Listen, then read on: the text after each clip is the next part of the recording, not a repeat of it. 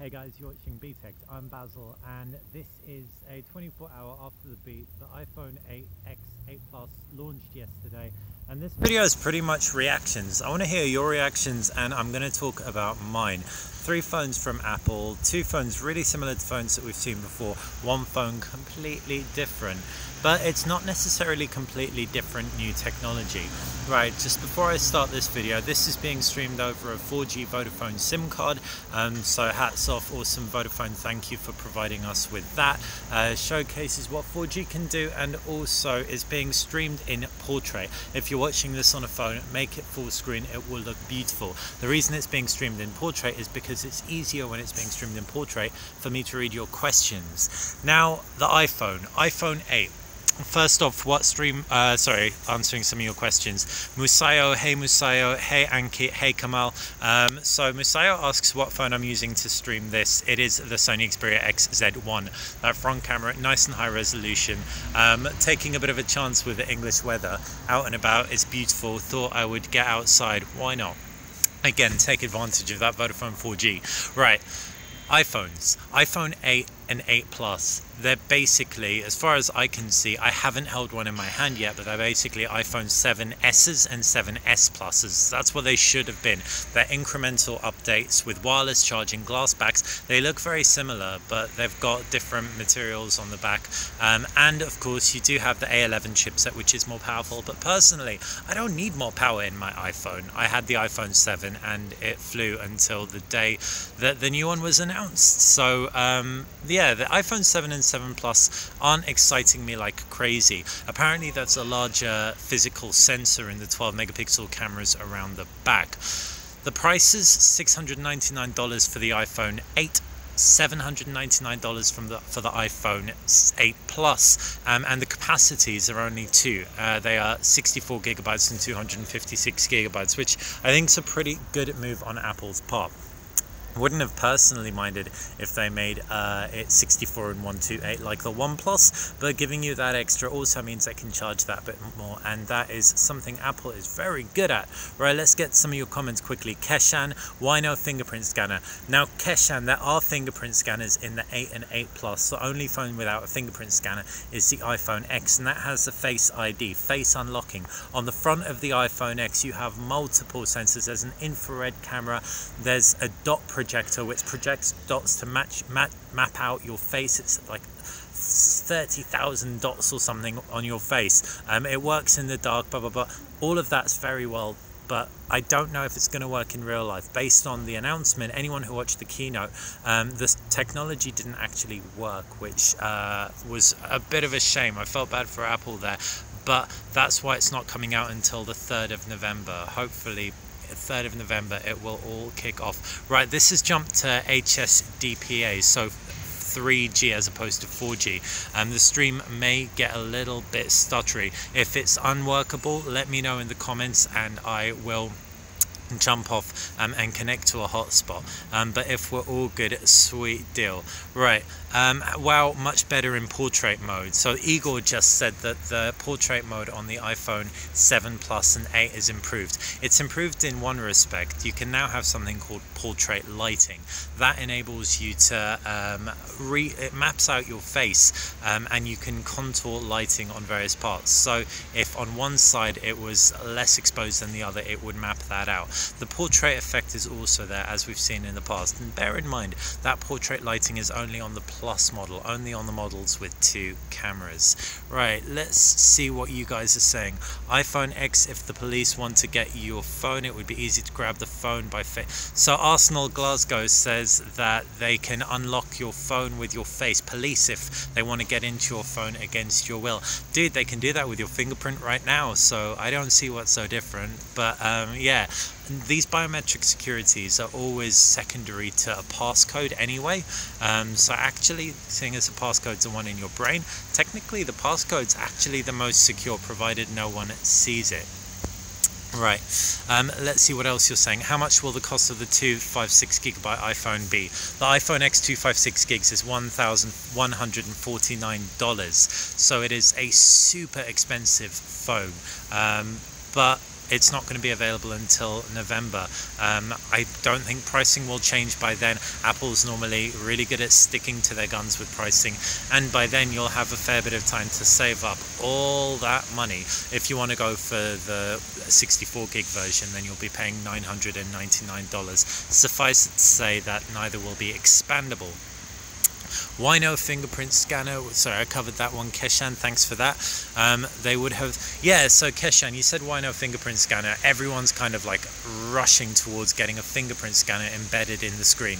Raghavaz just pointed out that fingerprint scanners embedded in the screen, something that Samsung wants to do. That's why they had to resort to the fingerprint scanner being on the back. I wish that Apple had put a fingerprint scanner on the back. It would have been a real like hats off to LG, who did it with the LG G2 back in the day, and is still doing it with the LG V30. The V30 with a fingerprint scanner around the back works really, really nicely. So if I scroll down through your comments, other than the camera on the iPhone X, the specs are comparable to the Galaxy S8. Price for the basic iPhone gains. The Chojin, good name. The Chojin says that the iPhone X is pretty comparable to the Galaxy S8, and he's absolutely right. In fact, the iPhone X's pixel count's 436 pixels per inch. The Galaxy S8's over 500. In addition, the Galaxy S8 obviously has a single camera versus a dual camera, so the iPhone X advances beyond that, and the A11 chipset will likely be more powerful, but I mean, neither of these are gonna leave you hanging. We'll have to wait until the Apple's iPhone X actually comes in for review before we do things like battery tests. But I, for one, am happy with like the design change insofar as I'm glad Apple's done something similar. There's a real like movement now to make iterative upgrades to phones. Sony's really, really big on it. They've like got the XZ1, which I'm using now to stream, and the XZ1 has iterative updates. The design looks similar, but it's a unibody. It's got the same resolution screen, but it's HDR. It's got the same front stereo speakers-ish, but they're a little bit louder. It's got a newer processor. It has the same technology that's in the XZ Premium and XZS with the rear camera. So consumers kind of always want something totally new. The Galaxy S6 was totally new. The Galaxy S7 Edge in particular was totally new. The Galaxy S8 has been totally new. I think this is why Samsung is doing so well at the moment, because they're creating something completely unique and new with every major release of their flagship. Apple, they're getting less exciting because of these iterative updates. I'm glad that they've moved away from having S's as this like suffix on the 7S, etc. That might psychologically make people think they're getting something newer, but it's still such iterative updates. The screen, it's the same resolution, full HD on the iPhone 8 Plus, which is going to be 400 pixels per inch. The iPhone 8 will be around like 300 and something pixels per inch. It's just for tech geeks, not super competitive. Is that saying that Apple won't sell phones? Oh hell no, people won't care about specs. But you know what, if you're watching this, the chances are that you do care about specs. So let's take a look at some of your other questions. Dual optical image stabilization on the iPhone X, do you think it will be better than the V30? So the V30 I think is going to be cooler in terms of, you've got that wide angle lens, so I really like that. But the dual optical image stabilization will probably perform better in low light than the V30. We'll have to wait till we get it in. I'm really impressed with the V30 camera in terms of the utility of that wide angle lens, but pure image quality isn't the best out there. Hopefully that iPhone X will just massively improve on the iPhone 7 Plus, especially in low light with that second telephoto lens, because that's where the iPhone 7 Plus dropped the ball. And that was from Ishmael Hussein. Thanks for that, Ishmael. I wasn't impressed with the iPhone X. I'm not paying grand for a non-mind-blowing phone. That's from Sean. Thank you, Sean. I need to get it in my hands before I say for sure whether it's worth that £1,000 asking price. But the fact of the matter is, if it's specs that you want and you know what's available in the Android space, then you're not going to be going for the iPhone X. You're going for the iPhone X because it is the best iPhone, and you have to judge iPhones in a league of their own, because like I said, they're priced high, they produce stable user interface and a refined user experience, potentially more so than most Android phones. But yeah, they're in a pricing structure of their own. The 8 and 8 Plus having USB Type-C or Lightning, that's from Kane. So all three phones have Lightning connectors, there is no USB-C here. The Chojin says too expensive 64GB iPhone versus 64GB Galaxy S8. Also, the fingerprint scanner on the Galaxy S8 would have been preferable a la Honor 9, Honor 8 and the P9 Plus. I totally agree. I'm not stoked about losing Touch ID. Even if the fingerprint scanner was on the back, I'd have been so okay with that. If it was in the Apple logo without any kind of recess, that would have been sweet. But as it stands, there aren't going to be any smudged up Apple logos. Oh no, because this thing doesn't support that. I can totally understand why Apple didn't put a fingerprint scanner on the back. Case makers, it would have been a real chore for case makers. But then again, you have cases for the Honor 9, you have cases for the Huawei P10. If Apple did it, then yeah, everyone would have followed suit, just like they're going to start doing with wireless charging. Alright, let's take a look at 256GB of internal storage is good, but not 1K good. I would rather use microSD. Yeah, totally. But actually, microSD card storage isn't as fast. And when you look at what Apple's actually trying to do, Apple's constantly pushing the envelope with regards to getting the smoothest, most fluid user experience possible. Specifically, they're prepared to sacrifice and compromise on other features in order to do that. And they're prepared to get things to market a little bit later and piggyback off other people's innovations, which is something Apple's very good at doing, and then putting them forward as their own innovations. The thing that they ride on in order to be able to do that with confidence is a smooth user experience, which they've tended to be able to deliver.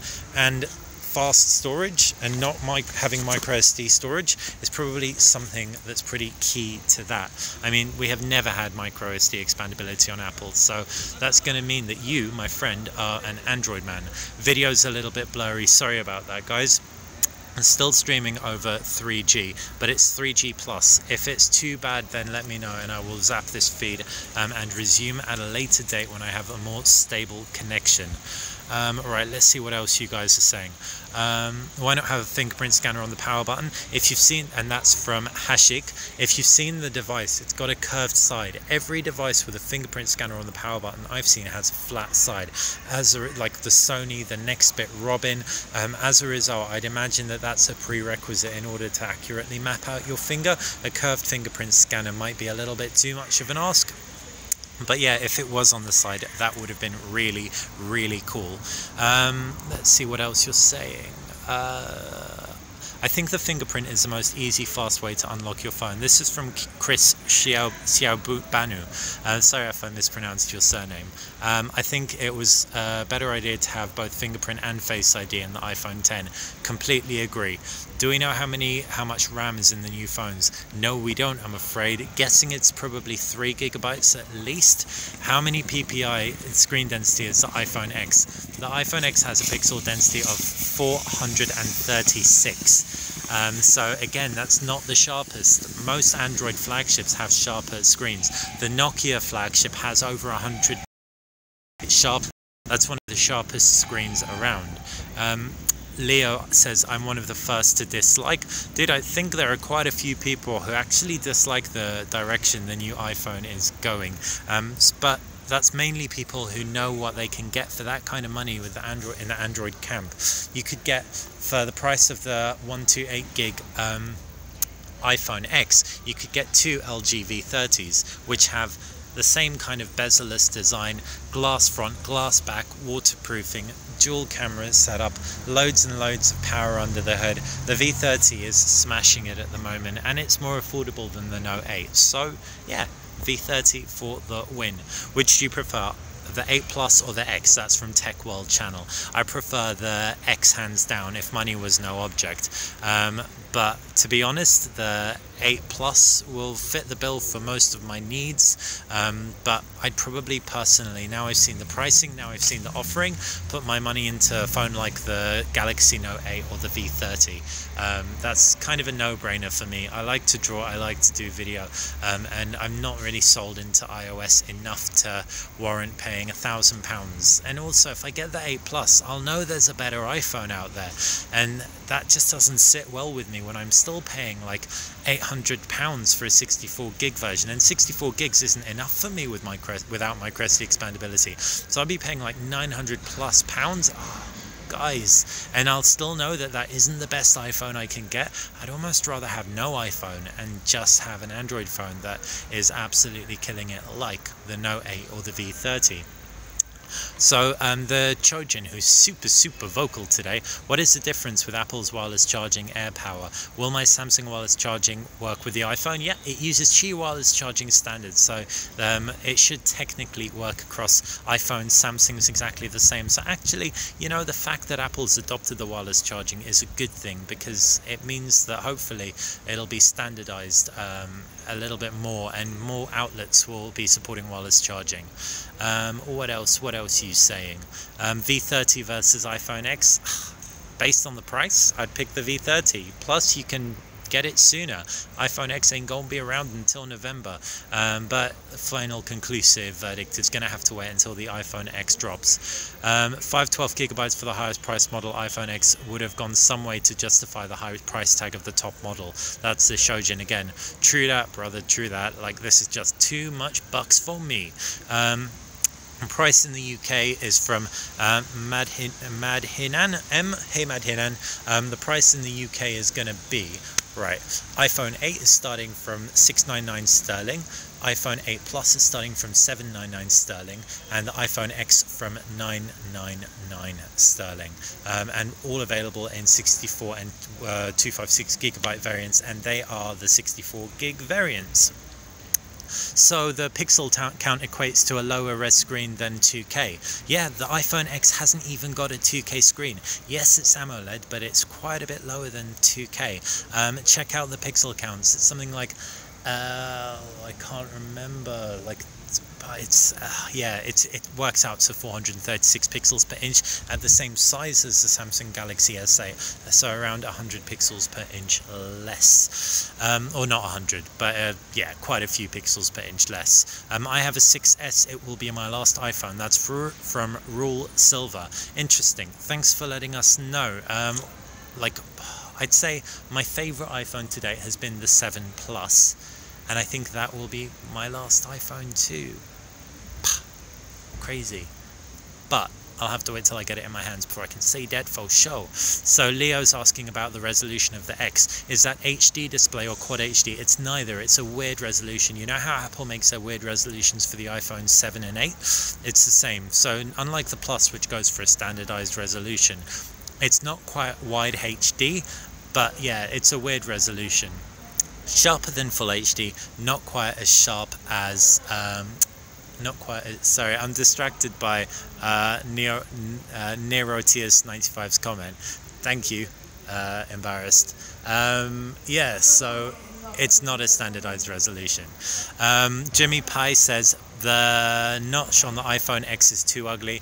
I could totally get used to that. Within the user interface, if it starts getting used for elements like your battery status, etc., that doesn't bug me so much, but I don't understand. Well, I do understand. I understand exactly why it was there. It's there because it takes advantage of things like the front camera being able to read your face. Like I said, for anyone who missed it, all the technology in that front bit, it's got a proximity sensor, it's got infrared camera, it's got a regular front camera, it's got a dot projector, it's got like loads of stuff to make sure it securely reads your face. How well it works, we'll find out.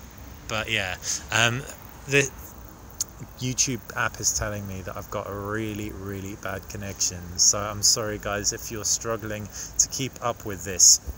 I'm going to make this video unlisted when I cut off, because it hasn't been the smoothest of feeds, so save the link if you want to keep a hold of it, because like I said, it will stay unlisted.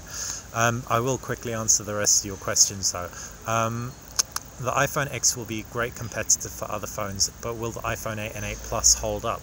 That's from Hashik Bawa. That is a super good question. I don't think the iPhone 8 and 8 Plus need to do very much, because if people want to upgrade their iPhone 7, iPhone 6, then they just need to mindlessly go to a store and give one phone in or buy a new one, and that's the majority of Apple and iPhone users. A lot of them are geeks who really like all the Apple services, but most of them will just want to have the decision made for them, and that's what Apple's doing with the 8 and 8 Plus, making the decision as easy as possible.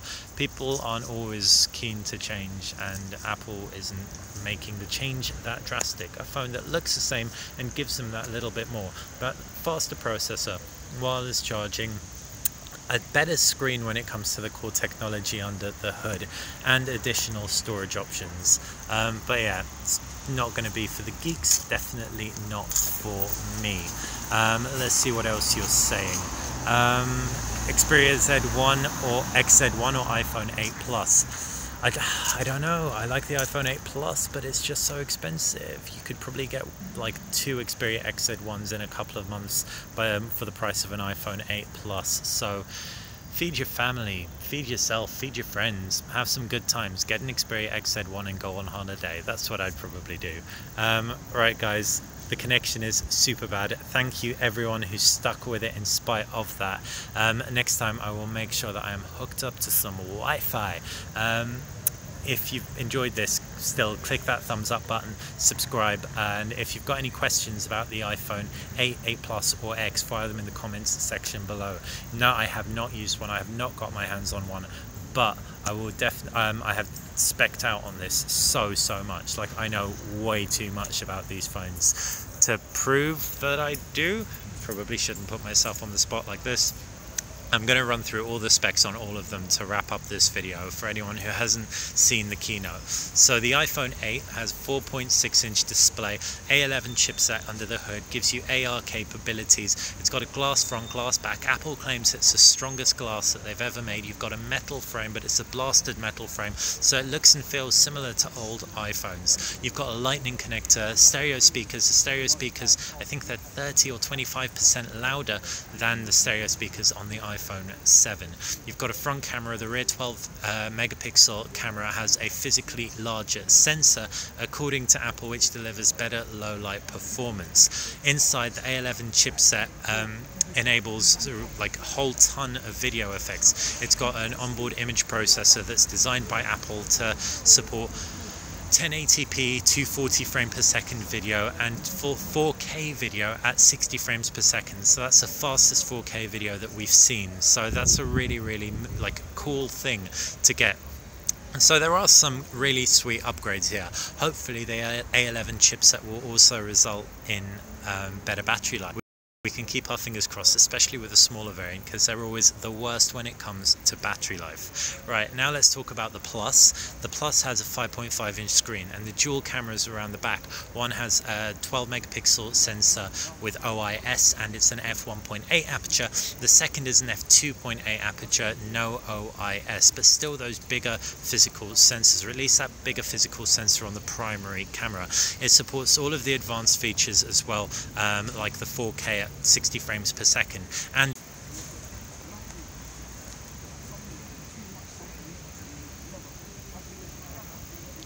right, just switching on another hotspot to get you all as connected as possible. How about the iPhone X? The iPhone X is the weird one. The iPhone X is the one with a 5.8-inch display, virtually bezel-less. You've got no home button. Now to access things like the control center, instead of swiping from the bottom, you swipe from the top right hand side. Swipe from the top right hand side to reveal a control center. That sounds familiar. Swipe from the top to reveal your control center. That's Android, right? It's also got the bottom. If you do swipe up, you can go into multitasking. That sounds familiar. Remember the Palm Pre guys? The Pebble thing? And of course BlackBerry OS, you swipe up and you reveal multitasking as well. So Apple's looked around for user interfaces that don't necessarily always have home buttons and borrowed heavily. The user interface also does some cool stuff integrating with the front camera. You can do animojis, animated emojis. The front camera reads your face, and then when you move your face around, the emojis, even the poop emoji, the unicorn emoji, will move in accordance with your face. That also means that you can face unlock your phone. So Face ID, it's secure unlocking, and it also supports Apple Pay, iTunes payment, etc. They haven't confirmed, and I didn't hear whether or not it had stereo speakers on the new iPhone X. I really hope it does, because we've yet to see a bezel-free phone, or a light bezeled phone with stereo speakers. If it does, that's something unique, but they didn't specify that. As far as the back panel goes, again, it's glass back panel, wireless charging. The two 12 megapixel cameras are a little bit different from the 12 megapixel cameras on the iPhone 8 Plus though. This time around you've got one 12 megapixel f1.8 with optical image stabilization. Unlike with the Plus, the second camera has optical image stabilization as well, so just like with the Note 8. In addition to that, the second camera also has a lower aperture.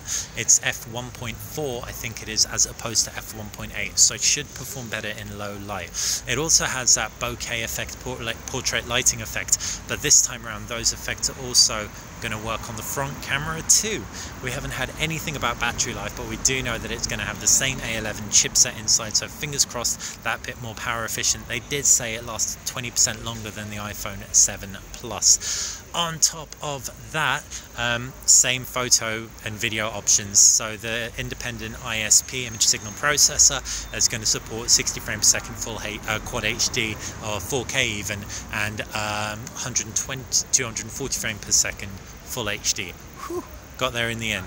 All available in 256GB variants at the top and 64 at the bottom. So yeah, I kind of did my geeking out on the iPhone. Hopefully that informed you a little bit. Let's see what you're saying. Lost connection, but not sure if you're buffering or it's me.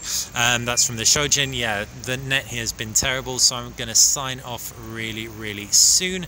But just running through your comments.